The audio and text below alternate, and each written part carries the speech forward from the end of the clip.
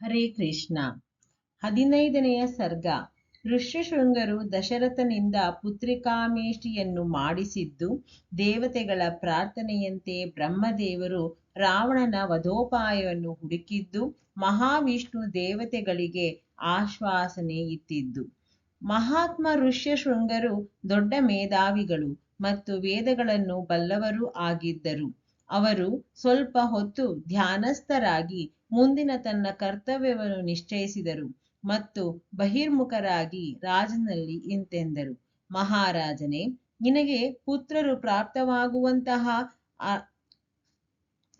ಅಥರ್ವ ವೇದದ ಮಂತ್ರಗಳಿಂದ ನಾನು ಪುತ್ರೇಷ್ಟಿ ಎಂಬ ಯಜ್ಞ ಮಾಡುವೆನು.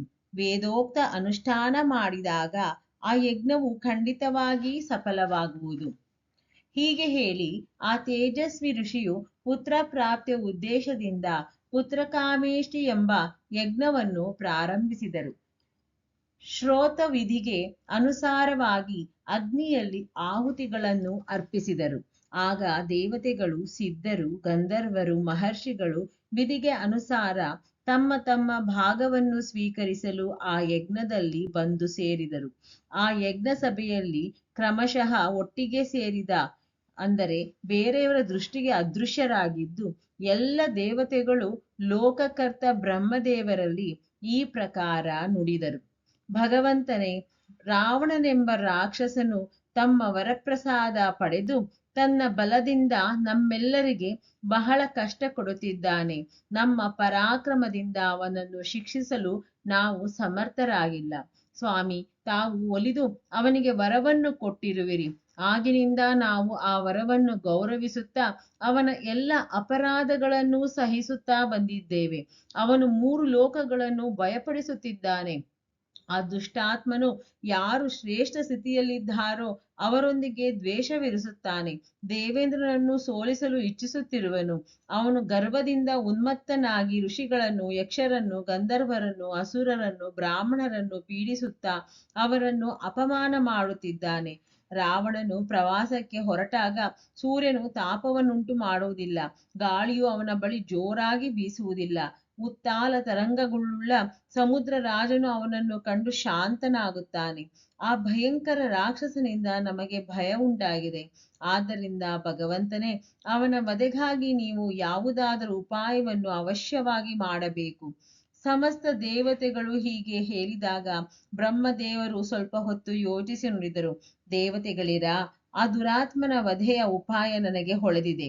ಕೇಳಿರಿ. ಅವನು ವರವನ್ನು ಬೇಡುವಾಗ ನಾನು ಗಂಧರ್ವ, ಯಕ್ಷಕರು, ದೇವತೆಗಳು, ರಾಕ್ಷಸರು ಇವರಾರರ ಕೈಯಿಂದಲೂ ಸಾಯದಂತೆ ವರವನ್ನು ಕೊಡು ಎಂದು ಬೇಡಿದ್ದನು. ನಾನು ತಥಾಸ್ತು ಎಂದು ಹೇಳಿ ಅವನ ಪ್ರಾರ್ಥನೆಯನ್ನು ಮನ್ನಿಸಿದ್ದೆ. ಮನುಷ್ಯರನ್ನಾದರೋ ಅವನು ತುಚ್ಛರೆಂದು ತಿಳಿದು ಅವರನ್ನು ಅವಹೇಳನ ಮಾಡುತ್ತಾ ಅವರಿಂದ ತಾನು ವಧ್ಯನಾಗುವ ವರವನ್ನು ಕೇಳಲಿಲ್ಲ. ಆದ್ದರಿಂದ ಈಗ ಮನುಷ್ಯನ ಕೈಯಿಂದಲೇ ಅವನ ವಧೆಯಾಗುವುದು. ಮನುಷ್ಯರಲ್ಲದೆ ಬೇರೆ ಯಾರೂ ಅವನನ್ನು ಕೊಲ್ಲಲಾರರು. ಬ್ರಹ್ಮದೇವರು ಹೇಳಿದ ಈ ಪ್ರಿಯವಾದ ಮಾತನ್ನು ಕೇಳಿ ಆಗ ಸಮಸ್ತ ದೇವತೆಗಳು, ಮಹರ್ಷಿಗಳು ಸಂತೋಷಗೊಂಡರು. ಆಗಲೇ ಮಹಾ ತೇಜಸ್ವಿಯಾದ, ಶಂಖ ಚಕ್ರ ಗದಾಪಾಣಿಯಾದ, ಜಗತ್ಪತಿಯಾದ, ಪೀತಾಂಬರಧಾರಿಯಾದ ಶ್ರೀ ಮಹಾವಿಷ್ಣು ಪುಟಕ್ಕೆ ಹಾಕಿದ ಚಿನ್ನದಂತೆ ಮಾಡಿದ ಕೇಯೂರಗಳನ್ನು ಧರಿಸಿ ಸೂರ್ಯದೇವನು ಮೋಡದ ಮೇಲೇರಿ ಬರುವಂತೆ ಗರುಡ ವಾಹನನಾಗಿ ಅಲ್ಲಿಗೆ ಆಗಮಿಸಿದನು. ಆಗ ಸಮಸ್ತ ದೇವತೆಗಳು ಅವನನ್ನು ವಂದಿಸಿದರು. ಮಹಾವಿಷ್ಣುವು ಬ್ರಹ್ಮದೇವರೊಡನೆ ಆ ಸಭೆಯಲ್ಲಿ ವಿರಾಜಮಾನನಾದನು. ಆಗ ಸಮಸ್ತ ದೇವತೆಗಳು ವಿನೀತರಾಗಿ ಅವನನ್ನು ಸ್ತುತಿಸುತ್ತಾ ಹೇಳಿದರು: ಸರ್ವವ್ಯಾಪಿ ಪರಮೇಶ್ವರನೇ, ನಾವು 3 ಲೋಕಗಳ ಹಿತದ ಇಚ್ಛೆಯಿಂದ ನಿನ್ನ ಮೇಲೆ ಒಂದು ಮಹತ್ ಕಾರ್ಯದ ಭಾರವನ್ನು ಹೊರಿಸುತ್ತಿದ್ದೇವೆ. ಪ್ರಭೋ, ಅಯೋಧ್ಯೆಯ ಅರಸು ದಶರಥನು ಧರ್ಮಜ್ಞನು, ಉದಾರನು, ಮಹರ್ಷಿಗಳಂತೆ ತೇಜಸ್ವಿಯೂ ಆಗಿದ್ದಾನೆ. ಅವನಿಗೆ ಹ್ರೀ, ಶ್ರೀ, ಕೀರ್ತಿ ಈ ದೇವಿಯಂತೆ 3 ರಾಣಿಯರಿದ್ದಾರೆ. ಮಹಾವಿಷ್ಣುವೇ, ನೀನು 4 ಸ್ವರೂಪನಾಗಿ ರಾಜನ 3 ರಾಣಿಯರ ಗರ್ಭದಿಂದ ಪುತ್ರ ರೂಪದಿಂದ ಅವತರಿಸು.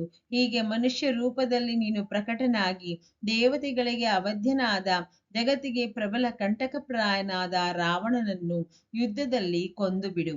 ಆ ಮೂರ್ಖ ರಾಕ್ಷಸ ರಾವಣನು ವರಬಲ ಪರಾಕ್ರಮದಿಂದ ದೇವತೆಗಳು, ಗಂಧರ್ವ, ಸಿದ್ಧ, ಶ್ರೇಷ್ಠ, ಮಹರ್ಷಿ ಇವರಿಗೆ ಬಹಳ ಕಷ್ಟ ಕೊಡುತ್ತಿದ್ದಾನೆ. ಆ ರೌದ್ರ ನಿಶಾಚರನು ಋಷಿಗಳನ್ನು ಹಾಗೂ ನಂದನವನದಲ್ಲಿ ಕ್ರೀಡಿಸುವ ಗಂಧರ್ವ ಅಪ್ಸರೆಯನ್ನು ಸ್ವರ್ಗದಿಂದ ಭೂಮಿಗೆ ಕೆಡಹಿ ಬಿಟ್ಟಿರುವನು.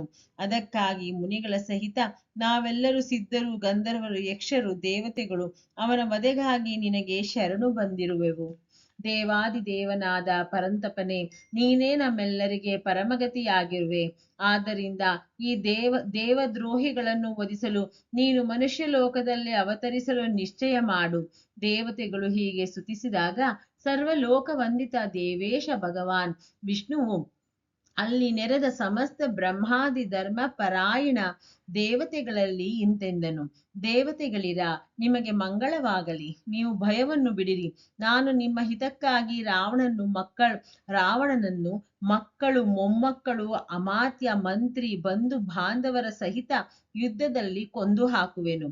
ದೇವತೆಗಳಿಗೆ ಹಾಗೂ ಋಷಿಗಳಿಗೆ ಭಯವನ್ನುಂಟು ಮಾಡುವ ಆ ಕ್ರೂರ ದುರ್ದಶ ರಾಕ್ಷಸನನ್ನು ನಾಶ ಮಾಡಿ ನಾನು 11,000 ವರ್ಷಗಳವರೆಗೆ ಈ ಪೃಥ್ವಿಯನ್ನು ಪಾಲಿಸುತ್ತಾ ಮನುಷ್ಯ ಲೋಕದಲ್ಲಿ ವಾಸ ಮಾಡುವೆನು.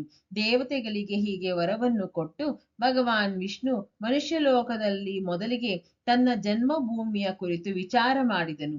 ಅನಂತರ ಕಮಲನಯನ ಶ್ರೀಹರಿಯು ತನ್ನನ್ನು 4 ಸ್ವರೂಪಗಳಲ್ಲಿ ಪ್ರಕಟಪಡಿಸಿಕೊಳ್ಳಲು ದಶರಥನನ್ನು ಪಿತನನ್ನಾಗಿಸಲು ನಿಶ್ಚಯಿಸಿದನು. ಆಗ ದೇವತೆಗಳು, ಋಷಿಗಳು, ಗಂಧರ್ವರು, ರುದ್ರನು ಹಾಗೂ ಅಪ್ಸರೆಯರು ದಿವ್ಯ ಸ್ತೋತ್ರಗಳಿಂದ ಭಗವಾನ್ ಮಧುಸೂದನನ್ನು ಸ್ತುತಿಸಿದರು. ಅವರು ಸ್ತುತಿಸುತ್ತಾರೆ: ಪ್ರಭೋ, ರಾವಣನು ಬಹಳ ಉದ್ದಂಡನಾಗಿದ್ದಾನೆ. ಅವನ ತೇಜ ಅತ್ಯಂತ ಉಗ್ರವಾಗಿದೆ ಮತ್ತು ಮಹಾಗರ್ವಿಷ್ಠನಾಗಿದ್ದಾನೆ. ಅವನು ದೇವೇಂದ್ರನನ್ನು ಸದಾ ದ್ವೇಷಿಸುತ್ತಾನೆ. 3 ಲೋಕಗಳನ್ನು ಅಳುವಂತೆ ಮಾಡಿದ್ದಾನೆ. ಸಾಧುಗಳಿಗೆ, ತಪಸ್ವಿಗಳಿಗೆ ಅವನು ದೊಡ್ಡ ಕಂಟಕಪ್ರಾಯನಾಗಿದ್ದಾನೆ. ಆದ್ದರಿಂದ ತಪಸ್ವಿಗಳನ್ನು ಭಯಪಡಿಸುವ ಆ ಭಯಾನಕ ರಾಕ್ಷಸನನ್ನು ಬೇರನ್ನೇ ಕಿತ್ತು ಬಿಡು. ಉಪೇಂದ್ರನೇ, ಇಡೀ ಜಗತ್ತನ್ನು ಪೀಡಿಸುತ್ತಿರುವ ಆ ಉಗ್ರ ಪರಾಕ್ರಮಿ ರಾವಣನನ್ನು ಸೈನ್ಯ, ಬಂಧು ಬಾಂಧವರ ಸಹಿತ ನಾಶಗೊಳಿಸಿ ದೇವತೆಗಳ ಬಾಧೆಯನ್ನು ಪೂರ್ಣವಾಗಿ ಹೋಗಲಾಡಿಸಿ ದೇವೇಂದ್ರನಿಂದ ಸುರಕ್ಷಿತವಾದ ರಾಗದ್ವೇಷಾದಿ ದೋಷಗಳಿಂದ ವಿಮುಕ್ತವಾದ ವೈಕುಂಠ ಲೋಕಕ್ಕೆ ಆಗಮಿಸು. ವಾಲ್ಮೀಕಿ ವಿರಚಿತ ಆರ್ಷ ರಾಮಾಯಣ ಆದಿಕಾವ್ಯದ ಬಾಲಕಾಂಡದಲ್ಲಿ 15ನೇ ಸರ್ಗ ಪೂರ್ಣವಾಯಿತು. ಜೈ ಶ್ರೀರಾಮ್.